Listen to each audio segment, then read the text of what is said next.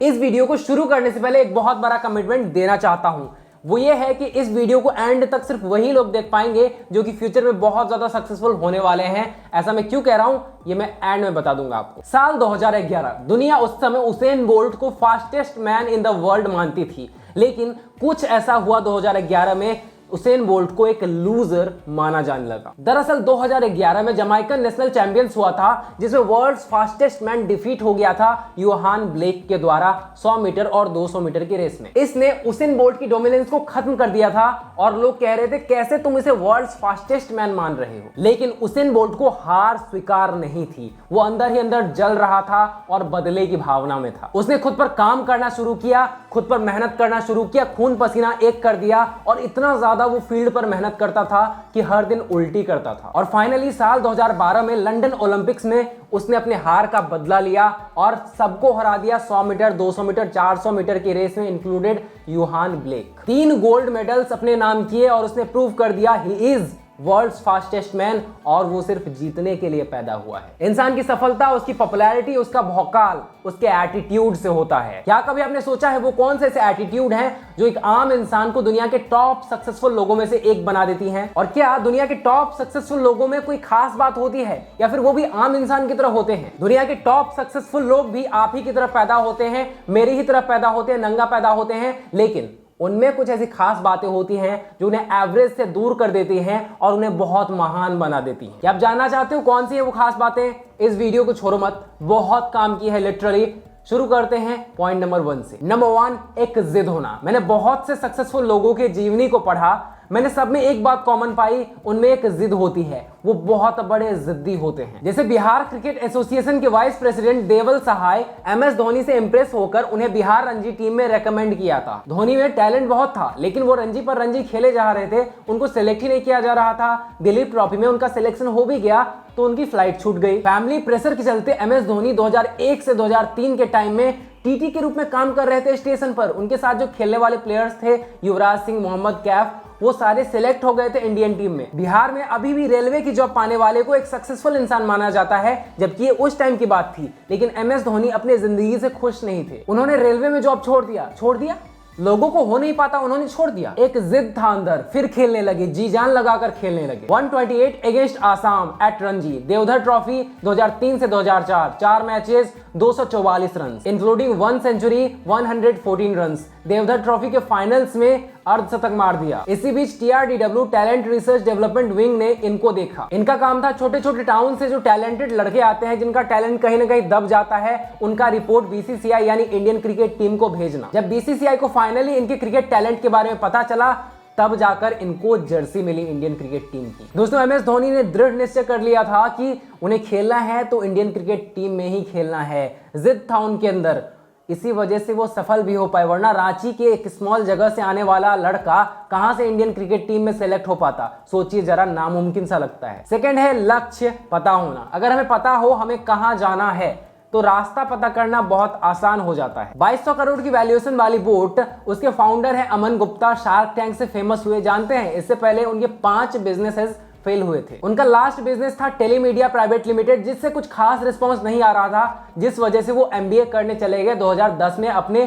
Wife के suggestion से। MBA करने के बाद उन्होंने बड़े बड़े कंपनीज में काम किए, अच्छी सैलरी मिल रही थी, लेकिन अमन गुप्ता के अंदर एक चुल था, वो था मुझे बिजनेसमैन ही बनना है, और ये सपना बचपन से था। ऑल्दो बार बार फेल होकर उनका हौसला टूट चुका था, लेकिन उनको क्लियर था कि यार बनना है तो बिजनेसमैन ही बनना है। 2013 में imagine marketing services private limited की स्थापना की। बोट की मूल कंपनी यही है। ये ईयरडॉप्स, हेडफोन, स्मार्ट वॉच वगैरह बनाने लगे। ये कस्टमर सेटिस्फैक्शन पर सबसे ज्यादा ध्यान देने लगे और जिस वजह से ये बहुत ज्यादा सक्सेसफुल हो गए। जब लक्ष्य क्लियर हो तो जीतना आसान होता है। दोस्तों, अगर आप करियर में एकदम टॉप पर जाना चाहते हो, रिलेशनशिप में ब्यूटीफुल से ब्यूटीफुल पार्टनर को अट्रैक्ट करना चाहते हो, एंड एक पीसफुल माइंड चाहते हो लाइफ में, और वैल्यू चाहते हो सोसाइटी में, लाइफ इन चारों चीजों को अचीव करने के लिए मैंने एक बुक बनाया है, attitude to conquer the world. इस बुक को अगर आपने पढ़ लिया तो इन चारों चीजों को इजीली अपने लाइफ में पालोगे। मैं पर्सनली इस बुक को हर एक मैन को रिकमेंड करता हूं, लिंक डिस्क्रिप्शन में है, आप जाकर बाय कर सकते हैं। थर्ड है नेटवर्किंग। जैसे रिचर्ड ब्रांसन, उनको बचपन से ही डायलेक्सिया था, जिस वजह से वो पढ़ लिख नहीं पाते थे। तो सुनते ज्यादा थे, जिस वजह से एक बहुत अच्छे लिसनर बन गए। क्योंकि ये बहुत अच्छे लिसनर थे और सामने वाले के लिए एम्पैथी रखते थे, उसके प्रॉब्लम्स को समझते थे, जिस वजह से ये बहुत बड़े मास्टर हो गए नेटवर्किंग में। ये जिस भी इंसान से मिलते वो इंसान इनका हो जाता। साल 1980 इन्होंने एयरप्लेन इंडस्ट्री में एक लूफॉल देखा। इन्होंने देखा एयरप्लेन कंपनीज जो हैं वो अच्छा सर्विस प्रोवाइड नहीं कर रही। उनके दिमाग में एक आइडिया आया, क्यों ना एक ऐसा एयरप्लेन कंपनी होना चाहिए जो कि ट्रैवल करने वालों को ज्यादा एंजॉयबल एक्सपीरियंस दे सके, ज्यादा बेस्ट सर्विस दे सके और टिकट प्राइस एकदम नॉर्मल हो। लेकिन एक एरोप्लेन कंपनी शुरू करने के लिए बहुत सारे पैसों की जरूरत होती है, जो कि रिचार्ड के पास बिल्कुल नहीं थे। तो उन्होंने सोचा कि अब मैं नेटवर्किंग का सहारा लूंगा। इसके बाद वो इन्वेस्टर्स को अपना आइडिया पिच करने लगे। एक बार की मीटिंग में उनकी मुलाकात हुई रैंडोल्फ फील्ड्स से। रैंडोल्फ फील्ड्स को उन्होंने आइडिया प्रस्तुत किया। रैंडोल्फ को रिचार्ड और उनका आइडिया बहुत पसंद आया। उससे भी ज्यादा रिचार्ड की सुनने की कला उन्हें बहुत पसंद आई और फाइनली उनके इन्वेस्ट करने से रिचार्ड ब्रांसन ने एक कस्टमर फोकस्ड एयरलाइंस बना ही दिया। रिचार्ड ब्रांसन मानते हैं कि जब आप लोगों के साथ में होते हो, लोग आपके साथ में होते हैं और तभी आपकी मजबूत सेना बनती है। और इसी वजह से रिचार्ड ब्रांसन ने आज तक 400 कंपनीज खड़ी कर दी। और पॉइंट नंबर 4 है hard work and self discipline. पहचानो ये कौन है? ये है द रॉक, ड्वेन जॉनसन। ये उनके बचपन की तस्वीर है। जॉनसन एम्बिशियस गोल्स सेट करने और उनको पाने के लिए एकदम पागलों की तरह पीछे भागने में माहिर हैं और इसी के लिए वो फेमस भी हैं। बचपन में ड्वेन एकदम पतले थे, जैसा कि आप पिक्चर में देख सकते हो, लेकिन इन्होंने ठाना कि इनको एक रेसलर जैसी बॉडी चाहिए। इसके लिए ये बॉडी बिल्डिंग के इंटेंस ट्रेनिंग्स लेने लगे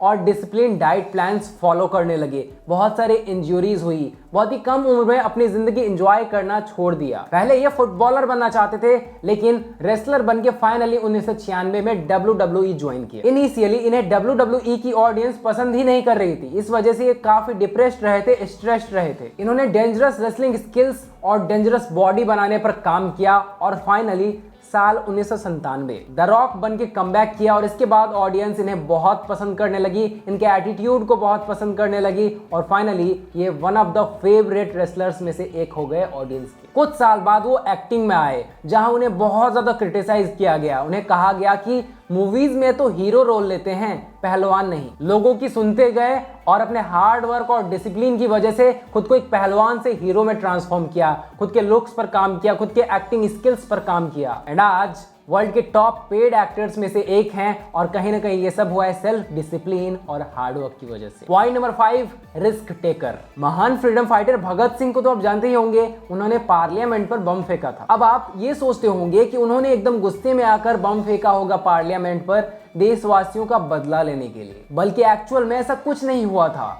उन्होंने अपने गर्म खून की वजह से ये वायलेंट एक्शन नहीं लिया था, बल्कि ये सोचा समझा प्लान था। दोस्तों भगत सिंह का मिशन था यूथ तक अपना पॉइंट ऑफ व्यू पहुंचाना और इसके लिए वो अखबार का सहारा लेना चाहते थे। क्योंकि जो न्यूज़पेपर्स थे वो ब्रिटिश गवर्नमेंट द्वारा कंट्रोल किए जाते थे, कुछ भी आप न्यूज़पेपर में गवर्नमेंट के खिलाफ नहीं लिख सकते थे। भगत सिंह का कहना था जब वो बम ब्लास्ट करेंगे उनको अरेस्ट किया जाएगा, अरेस्ट करके उनको कोर्ट में पेश किया जाएगा, जहां उनके स्टेटमेंट्स रिकॉर्ड किए जाएंगे और यही स्टेटमेंट्स A to Z अगले दिन अखबार का हिस्सा बनेंगे और इस वजह से उन्होंने इतना बड़ा कदम उठाया। इतना खतरनाक डिसीजन था, लेकिन इसका इंपैक्ट क्या हुआ हम सबको पता है, रेस्ट इज हिस्ट्री। एटीट्यूड अगर पावरफुल हो तो इंसान को रियल लाइफ हीरो की तरह भी याद किया जा सकता है, जैसे हम भगत सिंह को याद करते हैं, हमारे नेशनल हीरो को याद करते हैं। तो यही थे 5 ऐसे क्वालिटीज, 5 ऐसे एटीट्यूड जो एक इंसान को सक्सेसफुल बनाते हैं, दुनिया के टॉप सक्सेसफुल लोगों में शामिल करते हैं। अब बात आती है मैंने क्यों कहा था इस वीडियो को सिर्फ वही लोग देख पाएंगे जो कि जीवन में बहुत ज्यादा सक्सेसफुल होंगे। इसका रीजन है इस वीडियो में मैंने बिल्कुल भी इंटरटेनमेंट या फनी वाली चीजें नहीं डाली है।